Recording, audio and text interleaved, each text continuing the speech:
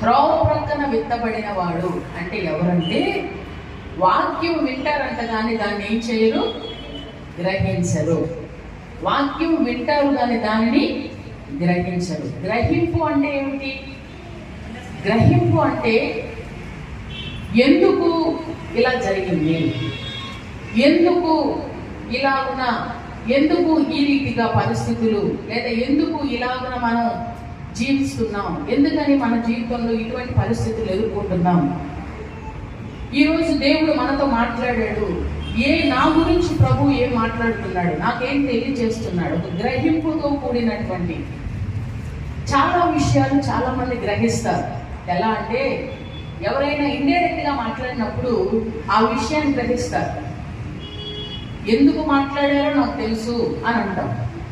అది ఎవరిని ఉద్దేశించి మాట్లాడారో కూడా నాకు తెలుసు అంటే వారు మాట్లాడిన మాటలో ఉన్న గ్రహింపు నీకు అర్థమవుతుంది. ప్రతి విషయాన్ని కూడా డైరెక్ట్గా మాట్లాడకపోయినా కొన్ని విషయాలు వాటి గురించి అర్థం చేసుకుంటూ గ్రహింపు కలిగి ఉన్నాం. కానీ రాజ్యం, దేవుని రాజ్య సంబంధమైన విషయాల్లో గ్రహింపు లేకపోవుట, ఇది నాకు కాదు, ఇది మాకు కాదు, ఇది నా ప్రక్కన కూర్చున్న వారికి, లేదా ఇది నా ఇంటి వారికి, లేదా ఇది ఎవరికో అనుకుంటూ గ్రహింపు లేకుండా వాక్యం వింటారు చూడండి. వారందరూ కూడా ఏ త్రోవ కింద ఏ సైడ్కి వచ్చేస్తారు? త్రోవ ప్రక్కన విత్తబడిన.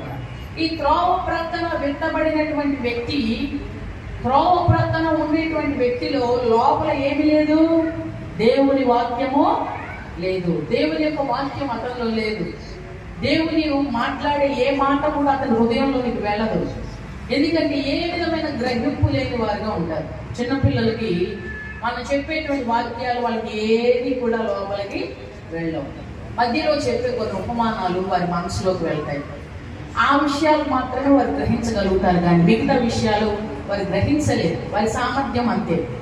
అలాగున దేవుని వాక్యం వినే వారిలో చాలా మంది వింటారు, కానీ ఆ మాటల యొక్క గ్రహింపు వారికి ఉండదు. ఈ రోజున పరిశుద్ధాత్ముడు ఏమని కోరుతున్నారంటే త్రోవ ప్రక్కన ఉన్నటువంటి వారి వలే కాకుండా దేవుని వాక్యమును మనం ఏం చేయాలి? గ్రహించాలి. అంటే దానిలో ఉన్న సారాన్ని మనం ఏం చేయాలి?